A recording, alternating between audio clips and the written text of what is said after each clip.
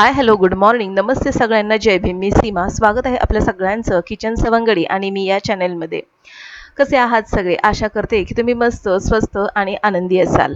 तर आज मला दिवसभरामध्ये भरपूर अशी कामं आहेत जी मी 2 ते 3 दिवसापासून पेंडिंग ठेवली होती आणि 2 ते 3 दिवसापासून मी विचार करत होते की ते काम मी उद्या करते, पण आज म्हटलं आज ते काम करून टाकलंच पाहिजे.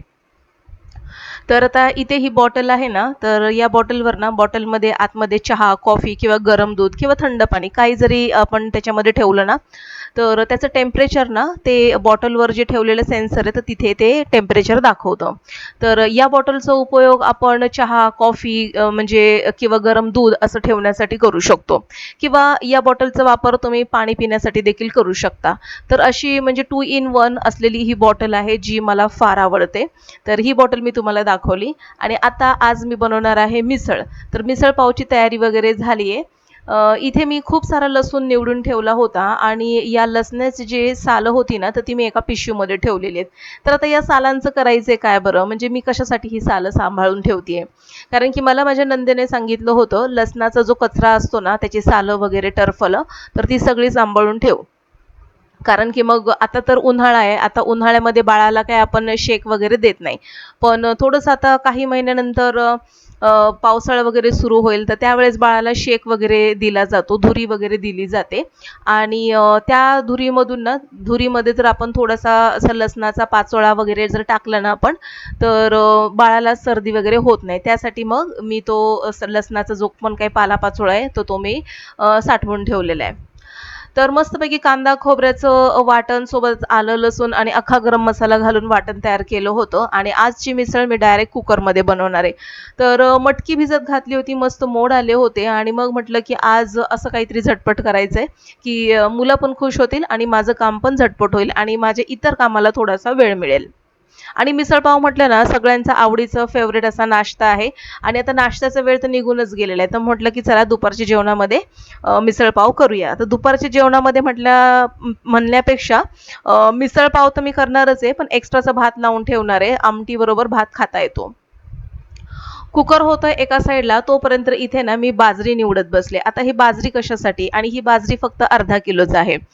तर आता ही बाजरी ना व्यवस्थित निवडून या बाजरीच्या मला बनवायच्या आहेत कण्या. आता कण्या म्हणजे काय तर ते देखील तुम्हाला सांगते. तर माझं माहेर आहे बीडचं आणि सासर आहे कोल्हापूरचं. तर बीडकडे कसं केलं जातं, म्हणजे ज्या ज्या महिला म्हणजे बाळंतीण वगैरे ज्या असतात ना, तर त्यांना सकाळी नाश्त्याला आपण पातळ शिरा वगैरे देतो. तर पातळ शिरा पण देऊ शकता किंवा मग असं ही जी बाजरी आहे ना, तर या बाजरीच्या कण्या करायच्या आणि या कण्या तुम्ही मीठ टाकून देखील खाऊ शकता किंवा मग तूप आणि गूळ घालून असं मस्तपैकी सरसरीत करून या बाजरीच्या कण्या खाऊ शकता. तर हे जे बाजरीच्या कण्या आहेत ना, तर बाळंतीण बाईसाठी फार पौष्टिक आहेत. म्हणजे बाळाला दूध येण्यासाठी म्हणा किंवा मग आईचं पोषण होण्यासाठी म्हणा आणि उष्ण आहे बाजरी थोडीशी, त्याच्यामुळे जे काही टाके वगैरे असतात तर ते देखील पटकन भरण्यास मदत होते. इतर सर्व तर आपण खातच असतो, नॉनव्हेज, अंडी वगैरे, पण त्याच्यासोबत याची पण जोड द्यायची. तर आता ही बाजरी मी व्यवस्थित निवडली आणि या बाजरीला आता व्यवस्थित धुवून घेते आणि धुतलेली बाजरी ना या ताटामध्ये अशीच मी निथळत ठेवणार आहे. पूर्णपणे बाजरी निथळली ना, मगच मी ती बाजरी छान अशी सुकवून घेणार आहे. आता याच्यामध्ये भरपूर पाणी आहे, तर ह्याला मी असं साईडला ठेवलंय.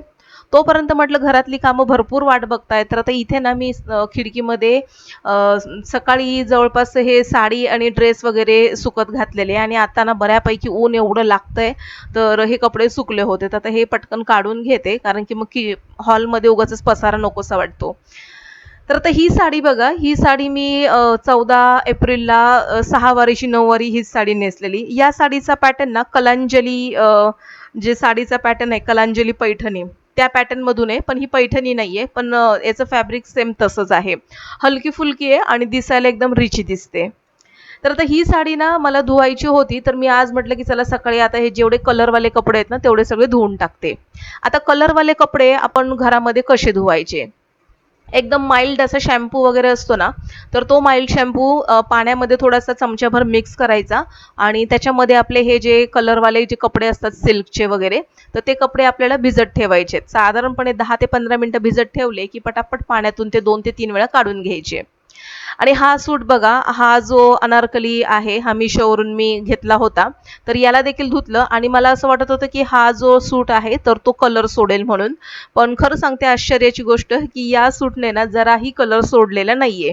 म्हणजे यावेळेसची क्वालिटी ना मिशोची एकदमच छान लागली मला. अजिबात कलर वगैरे निघाला नाही. आणि ही ओढणी बघा मस्त आहे, मोठीची मोठी आहे आणि दोन्ही साईडला अशी वर्क वगैरे केलेली आहे. खूप छान वाटतं, म्हणजे पार्टी वेअर असं कुठेतरी घरामध्ये किंवा मग बाहेर काही कार्यक्रम वगैरे असेल तर हलके फुलके असे कपडे घालायला छान वाटतात. तर आता हे सगळे कपड्यांच्या घड्या वगैरे घातल्या आणि आता हे सगळे कपडे मी व्यवस्थित कपाटामध्ये नेऊन ठेवते. कारण की मग पुन्हा मग ते इथे तिथे उगाचच कपड्यांचा ढीग नकोसा वाटतो. कपडे सगळे आवरून झाले आणि आता इथे ना थोडेसे कपडे माझे आणखीन सुकवायचे बाकी होते. तर म्हटलं की चला आता हे कपडे ना पटापट याच खिडकीमध्ये वाळत घालते. आता या खिडकीमध्येच का, कारण की आता इथे कोणी झोपलेलं नव्हतं, रिकामा होता हा बेडरूम. तर म्हटलं की चला इथे कोणी नाही तर माझी इथे सारखी ना धडपड वगैरे म्हणजे आवाज वगैरे सतत चालू असतो. कपड्यांचा, भांड्यांचा किंवा मग चालता चालता असं खुर्चीला वगैरे मागे पुढे सरकवणं. तर असे आवाज असले ना की त्याच्यामुळे मुलं थोडीशी वैतागतात. म्हणून म्हटलं इथे कोणीच नाही, इथेच कपडे वाळून घालते. सगळे कपडे वगैरे वाळत घातले आणि आता हे राहिलेल्या कपड्यांच्या ज्या आहेत त्या घड्या वगैरे घालून घेते. काम चालू होतं माझं आणि मध्येच बेल वाजली. बघते तर काय मिशो आला होता, मिशोवाला. तर रिटर्न होतं एक. तर ते रिटर्न दिलं आणि आता भरपूर असा वेळ होऊन गेला होता. भूक देखील लागली होती आणि आता इथे माझी मिसळ तयार झाली होती. पोटामध्ये खरंच खूप कावळे ओरडत होते आज, कारण की सकाळी मी फक्त चहा आणि टोस्ट खाल्ला होता. तर म्हटलं की चला आता थोडंसं म्हणजे मिसळपाव खाऊन घेते आणि थोडासा नंतर आमटी भात वगैरे खाऊन घेते. तर गरमागरम मिसळ आणि त्यावरती मस्तपैकी चिरलेला कांदा, कोथिंबीर आणि मस्तपैकी लिंबाची फोड, असं हे मिसळ जर म्हटलं ना माझं आवडीचं फेवरेट असा नाश्ता आहे. तर आता इथे मी 2 पाव खाणार आहे, त्याच्यामध्येच माझं पोट भरून जाईल.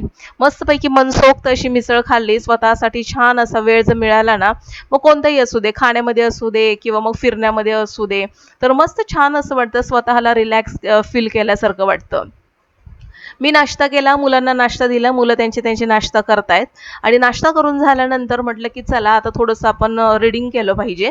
कारण की ना आता म्हणजे जूनमध्ये माझे क्लासेस वगैरे सुरू होतील आणि आता रिकामा वेळ करायचं काय, म्हणून वेळ जात नाही म्हणून ना काहीतरी पॉडकास्ट ऐकायचे, काहीतरी वाचन करायचं किंवा मग इंग्लिश जे ग्रामर बुक आहे ते वाचायचं. बरेचसे असे कन्फ्युजन असतात आपल्याला, तर ते ना इंग्लिश ग्रामर बुकच्या रीडिंगमुळे काय होतं ते दूर होतात.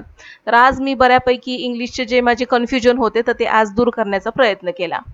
आणि आता उन्हाळा चालू आहे, खरं तर गरम मसालेवाले किंवा मसालेदार असं काही खाल्लं नाही पाहिजे.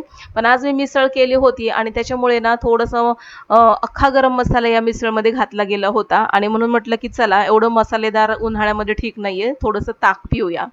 मस्तपैकी ग्लासभर ताक केलं, ताक पिले आणि मग इकडे ना मी बाजरी सुकत घातली होती. बाजरी छान सुकली, त्याच्यानंतर आता त्या बाजरीला मी भाजून घेतलं आणि आता ही जी बाजरी आहे ना थंड झाल्यानंतर त्याच्या आता मी रवाळ असं दळून घेणार आहे त्याला. दिवसभर कितीही कामं करा, कामांची लिस्ट काही संपत नाही. पेंडिंग असलेली कामं डोकं काढून असतातच असतात. जसं की कपाटातले कपडे आवरणं म्हणा किंवा मग किचनचा एखादा कोपरा म्हणा किंवा मग एखादं काही काम म्हणा, घरामध्ये काही ना काही पेंडिंग असतंच. तर ते मग आता करून घेते. तर हे बाजरीचं जे मला करायचं होतं ना, जवळपास 3 ते 4 दिवस पेंडिंग राहिलं होतं. तर म्हटलं की चला आता मी करूनच घेते म्हणून.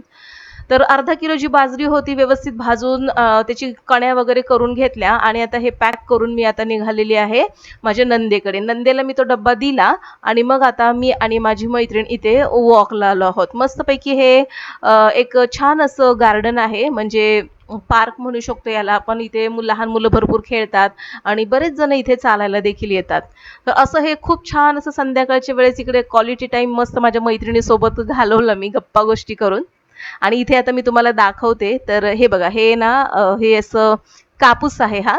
तर तुम्ही हा कापूस कधी बघितलाय का? शेतातला कापूस थोडा वेगळा असतो आणि हा कापूस थोडा वेगळा असतो. तर ह्याला मी खोलून दाखवते बघा. तर हा कापूस ना आपल्या शेतातला कापूस असतो तो प्युअर कॉटनचा असतो बरं का, एकदम सुती. आणि हा जो कापूस जो तुम्ही बघाल ना तर तो हा थोडासा शायनिंग मारणारा सिल्क टाईपमध्ये हा कापूस आहे. भरपूर बिया असतात आणि ह्याचे आपण दिवे वगैरे करू शकतो आणि खूप छान असा हा कापूस आहे बरं का. तर हे बघा, हे कापसाचं झाड आणि पूर्णपणे ना हे कापसाचे बोंड जे आहेत तर ते त्याला लगडलेले आहेत.